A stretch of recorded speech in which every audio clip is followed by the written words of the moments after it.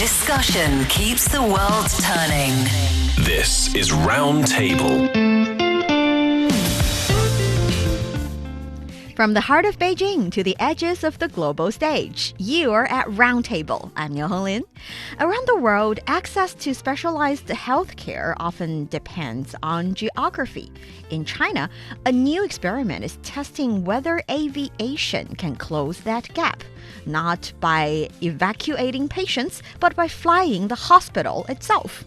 For today's show, I'm joined by Fei Fei and Steve Hatherley. Now pull up a chair and join the conversation. There was no ribbon-cutting ceremony, no futuristic lunch video, but with a single regulatory approval, China has just quietly turned a passenger aircraft into a licensed medical institution, one capable of diagnosing, treating, and even performing surgery after it lands. Now the country's first flying operating room can perform complex surgeries, not just in major cities, but on the tarmacs of remote regions as well. So this sounds very exciting and high-tech, and I want to know all about this new airplane hospital. Yeah, so first of all, the approval comes from Shanghai that recently the Municipal Health Commission officially issued a pilot license to Eye and ENT, which is Ear, Nose, and Throat Hospital of Fudan University, to operate an airplane hospital that is basically a facility focused on facial health that was converted from a C909, a short to medium range aircraft domestically developed in China.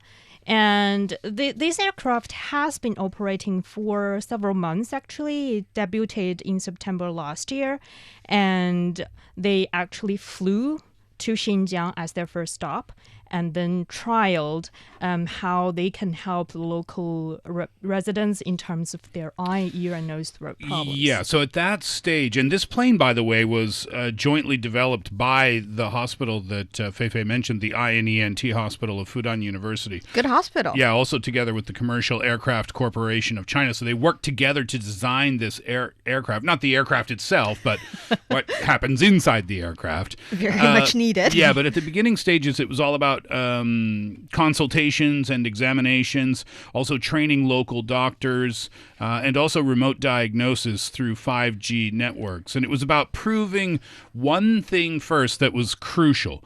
And that thing was that high-level medical expertise could move with the plane and reach places where it struggled to cover before, into remote areas in the countryside of the country. Since that time, the project has been, as you said, quietly evolving.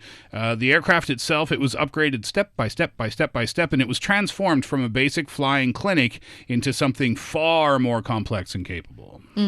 So we know that now the plane is already on the move. It's able to do things, and it has done things. And one thing very interesting about this is that we know this is already a Class 1 clean surgical cabin on an aircraft. The idea itself is not that novel, to be exact, because something that can move around and cure people has been existing here in China for quite a long time, ever since 1997. We've got the very first train hospital. They call it the Health Express. It is a mobile train hospital, and that at that time, the only charitable eye hospital in China that was built on a train. And that train hospital, ever since 1997, has traveled to 28 provinces and regions and cities across China.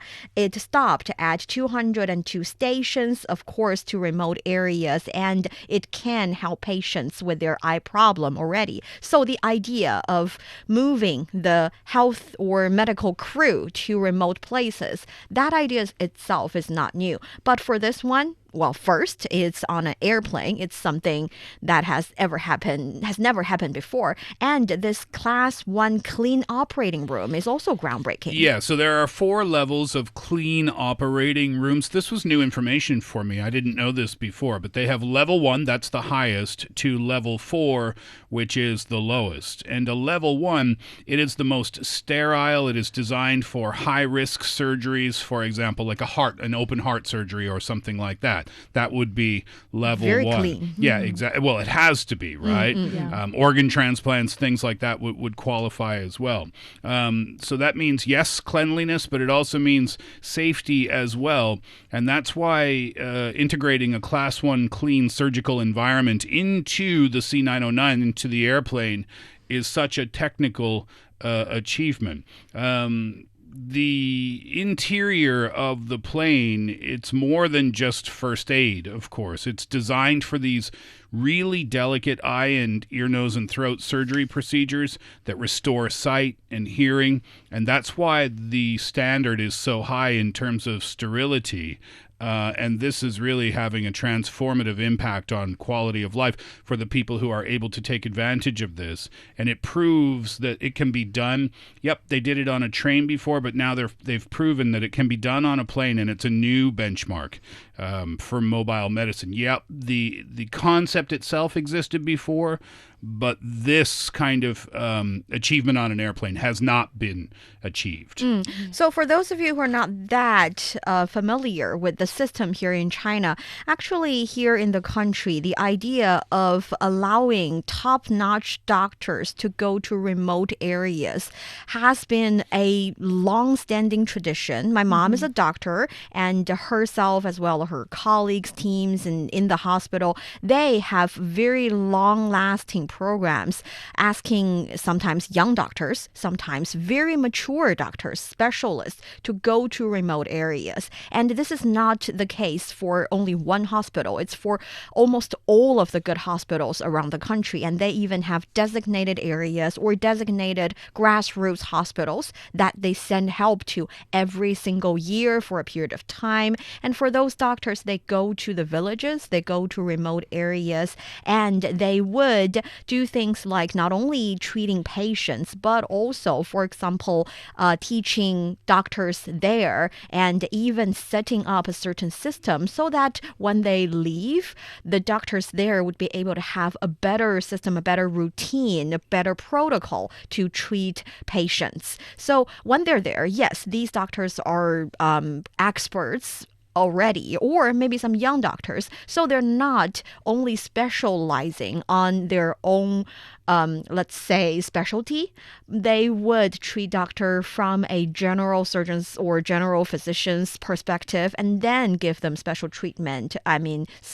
Specialized treatment. So that's the system here in the country. And besides that, we also have a system that is allowing people, not only from the medical area, but all around, all walks of life, to help remote areas. Say you're a construction worker or you're a urban planner and you work in big cities, you have the knowledge and expertise and everything, and you would have the choice of going to remote areas like little villages in Xinjiang or in Xizang. Those places would need the talent, and that program also has been going on for quite a long time. So I think this one, if we are looking at cases like this one, taking Xinjiang for example, they can also do a lot under these framework. Exactly. As Honglin said, that not only for local residents, they have easier access, I think, to their top-notch doctors and medical resources, because we are talking about doing surgeries basically on these planes, meaning these doctors on the ground, by the way. Yes, We should clarify landed. that. After it lands. Yeah, because when I was looking at this story in the beginning, I thought, are they flying up in the air and doing ear, nose, and throat procedures? And no, the plane comes and lands, and I think you mentioned it in the beginning quickly, the tarmac, the plane parks, and then they do the procedures on the ground. But in the beginning, I thought they're flying around. And I thought, why don't they just land the plane first? They just sort of basically flew all the equipment they need, as well as the staff they need, and the whole crew to the places so that, residents, they don't have to travel. For example, in the case that we mentioned, it's from Xinjiang to Shanghai, which is basically nearly 4,000 kilometers journey. And that can be thousands of yuans of air ticket or 40 hours of a train ride. It's either expensive or it's time consuming. I mean, even the flight's about, 4 to 6 hours, something 4 to like 5 that, hours. Right? Also, if you're traveling for surgery and you're thinking, what about other hospitals? There must be some closer. Well, we're talking about, this hospital from Shanghai. This is consistently one of the country's top hospitals in terms of rankings for ophthalmology and ENT. So for these types of procedures that need to be done, we're putting this in a context that these people from other parts of the country, if they wanted to visit there, it's far away in terms of flights and getting there by rail. It's expensive. And oftentimes, too, the people who need these procedures, they're not going to travel alone. Yeah, exactly. They'd have to travel with other members of their family or caretakers. So that's going to multiply again the costs, perhaps. And also they need to navigate megacity transport system and also, different registration procedures at different hospitals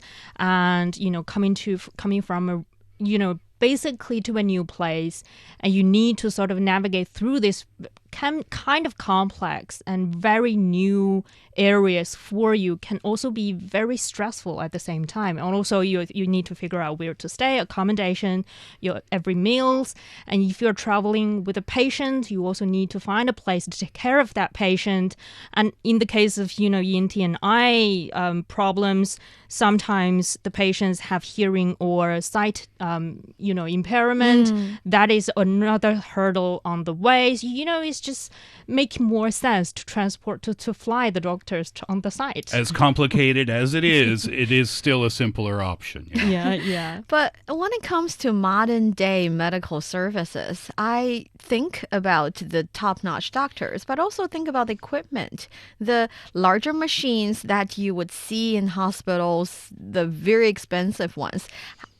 For this airplane hospital, can they really operate on, or what kind of operations are we talking about? They can. If you think of a luxury car and all the amenities that it has inside, this is basically like a high-end car. This is a high-end hospital airplane.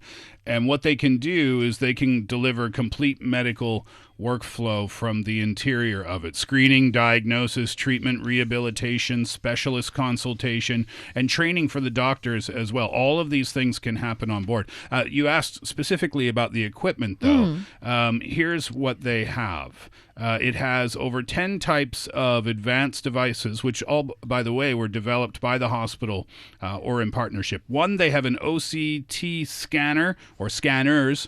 Those are high-resolution cameras that take cross-section images of the eye to detect retinal problems. They have ENT endoscopes. Those are those little tiny cameras that check inside your nose or your ears or your throat. High definition, though. Nobody likes those, do they? Anyway, they have that. AR vision training platforms, 3D displays. That's used for visual therapy and eye exercises. Then I think I mentioned before the 5G-enabled technology is there as well. And that allows, that's important because that allows for specialists, which are thousands of kilometers away, to examine patients in real time, making remote consultations possible too. This actually reminds me of my trip to Xizang earlier last year, in the very beginning last year. And when I was there, we interviewed a medical truck. So instead of having an entire crew on the truck, what they have is a mobile CT scanner.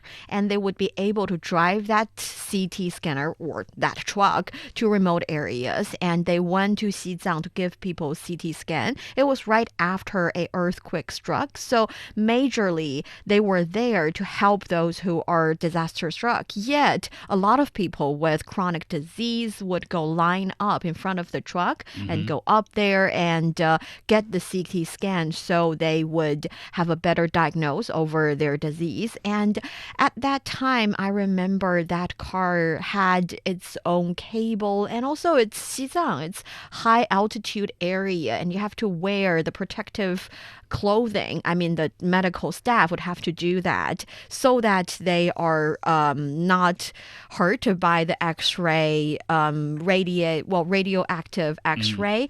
And it's really noble and also, I think, arduous work. And at that time, I remember those patients, many of them do not even speak Mandarin. They speak their local Xizang language, and it takes a local younger person. Usually the younger generation in Xizang would be able to speak both languages, and they would act as the translator, telling them what the doctors are saying or suggesting. Maybe you really do need to go to a local hospital and show them the CT scan, and so that it can help them diagnose and give you better treatment. And sometimes it's not in that dire needs. And the thing is, the patients at that time, as I remember vividly the smiles on their faces. Yeah, I mean, the patients in this case too are really enjoying this. One patient who came for a follow-up after surgery said that he had never expected to have the procedure done on an airplane hospital.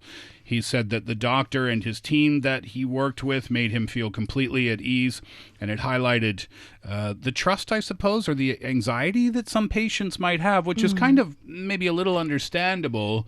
You First time on a plane. Yeah. Well, first time procedure on the plane. First time to the airport for some people, I'm sure. But talking about procedures, what are they getting done? Well, there was an older lady. She had severe myopia, and she had her procedure done completely on board.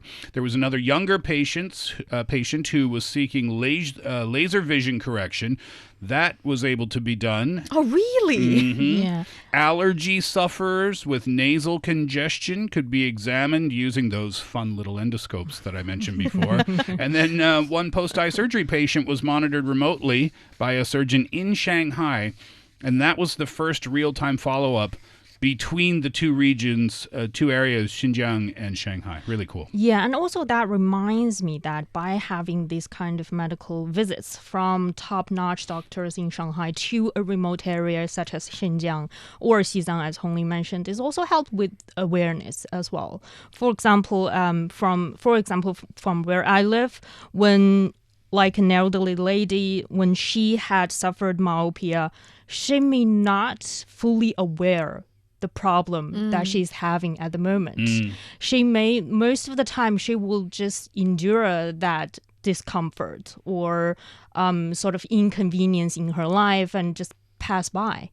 But when they have the opportunity on their doorstep with somebody with credentials and with experiences and resources telling them, this is something that can be cured and we are here to help, it actually also helps with awareness when it comes to health. Because a lot of people in remote areas in China, they are not fully aware some of the problems they have, and there are actually treatments to make their life more comfortable and better at the same time. That's a good point, too. Yeah, and also when it comes to allergies as well, you're suffering, for some people, maybe they're suffering from nasal congestions, swallow some pills. If it's get better, well, it's lucky. If not, we'll try some other medicine. But they may never, get into the root of the cause. And another perk of moving a top-notch medical team to remote areas is to spread the necessary knowledge to the doctors themselves, to train doctors. And that is something that the Chuang hospital we mentioned earlier is also doing, has been doing for quite a long time. Yeah, this is kind of the added bonus, if you will, from having these types of services available when the airplane lands. So yeah, of course, taking care of the patients is a top priority, but this time local doctors, in fact, there were 16 from grassroots hospitals in the Xinjiang region. They learned advanced eye and ENT techniques, and they didn't have to leave home to do that. And they even practiced hands-on using the hospital's equipment, and the expert guides were there to help them learn. And it built this self-sufficient medical team that was capable of continuing care locally. And that's what I guess you were talking about before, Niu Honglin, when you said, yeah, sending doctors to an area to take care of patients is one thing, but also to train the doctors that are there to be able to take care of these procedures so that hopefully in the future there's no need to come back. It sounds all rosy and pretty and high-end, a lot of cool equipment. Must be expensive. Yeah, definitely. For example, I think for reference, we currently have some hospitals here in China that offer air medical transfer using, for example, in a city called Nanchang in Jiangxi province, they have a program involving using helicopters in their medical services, and their medical charges includes a model of takeoff fee plus hourly flight fee. So for trips under 240 kilometers, there is a takeoff fee for about 15,000 yuan, which is 2,200 US dollars. Yikes. Plus roughly 9,800 yuan, which is 1,400 US dollars per flight hours. Yikes, You can imagine the cost, and it's only within 240 kilometers. But this is for very dire situations, right? Yeah. If we're talking about the hospitals as well as the medical team in this not remote, just, relatively developed areas. Yeah, but when it comes to, for example, the cases that we are talking about today, the C909 airplane hospital, first of all, it needs a hospital to working together with that airplane company to convert a airplane into basically a hospital, surgical, operating theater. And that not only needs technology, that also means costs. And when it comes to traveling to 4,000 kilometers away, the cost of transportation, the cost of those equipment that we just mentioned are all very, very expensive. But all of this service currently are run on a charity basis. So pro bono surgeries, yes. patients do not have to pay. Yeah, patients Not don't now. have to pay. No, no. Yeah, but when it comes to if we are talking about to scaling such services up, Yeah, multiple regions, multiple airplanes, multiple flights, all of a sudden everything gets far more expensive. We need funds from different, Sustain- coming from different Sustained funds. Yes, Yeah. from Yeah. different Exactly. sources. Yeah, then you've got to take care of these airplanes too. The maintenance for airplanes is probably not cheap. Oh, yes, I it's don't, an airplane. Don't own one myself, but I'm assuming it's more expensive than a car. You've got fuel, you've got your staff salaries, you've got your equipment upkeep and replacement. There's a lot of overhead and there's a lot of continuing costs too. And taken into consideration that this one is developed by one hospital and an airplane company, we are not currently assuming that doctors are from all around the country, from different hospitals, right? They're from this one hospital.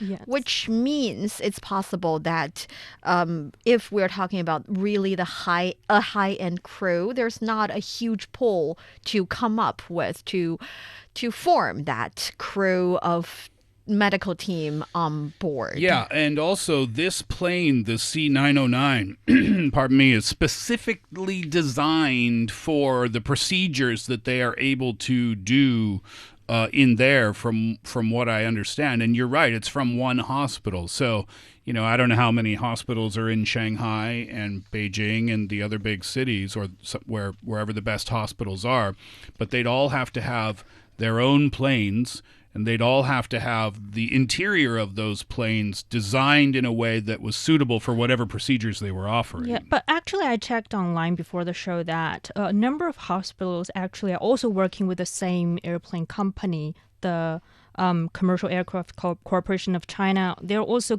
converting C909 to see, for example, a Shanghai hospital called Ruijin. They're also collaborating with that company and to see if they can also have their own airplane hospital. And another hospital based in Guangzhou, they've actually performed a eye surgery aboard that C909 aircraft. So a number of hospitals in China are looking at that direction and sort of figuring out their own path. But mostly, I think the current services offered are mostly on eyes and ENTs. Yes. And also, we were chatting before the show, Niu Honglin, and you brought up a really good point, which I think is important for this discussion, is that there are indeed remote areas in China, but with connectivity in terms of rail and roads and things like this continuing to grow almost daily, then the number of remote regions we have to assume will shrink in the future. Precisely. Remember the Train Hospital? It has been there for almost 30 years, and many things are happening to the Train Hospital because 30 years ago, it was one of the most state-of-the-art train hospital with the best team, especially that is also for eye surgery as well. And the medical staff on the train, especially the long-term one, after, for example, nearly a decade of observation on the train, one doctor said she observed or she realized different things. For example, the first is that because in different places, even in remote areas, because of the improvement of the medical insurance service and insurance level for farmers and villagers, they find that they are treating fewer and fewer patients because the patients would be receiving similar level of surgery of treatment in the local hospitals already. And also they find that the top-notch technique they used to have are no longer that top-notch. It's seen at many different hospitals, so they no longer have the quote-unquote edge when it comes to technology. And the third thing is with them constantly going the train and the medical team going to different places in the country, they have left a legacy in the sense that they trained the doctor there, they told them, they tell them what the protocols should be, and they improved the local medical service, which is now their challenge. They're trying to upgrade the train hospital. So I'm also curious about the future of the airplane hospital. Now it's the best out of the best, but we can only assume very quickly, like Steve mentioned, there won't be that many remote areas and maybe not that many lagged behind kind of medical service or institutions. Maybe it's not as complicated as I assumed it to be. One of the big questions that I had was about the airplane itself, right? The C909, because I thought, how big is this plane? And the reason I had that question is because runway length needs to be a certain length for an airplane of a certain size to land. But the C909, it requires a runway between 1,600 and 1,900 meters, which is relatively short for an aircraft carrying medical staff and medical equipment. And that means that it can operate at smaller regional airports. And then I was curious, because if the runways are there, well, that means there's an airport there. But wait a minute, if we don't have enough airports, that means we don't have enough runways.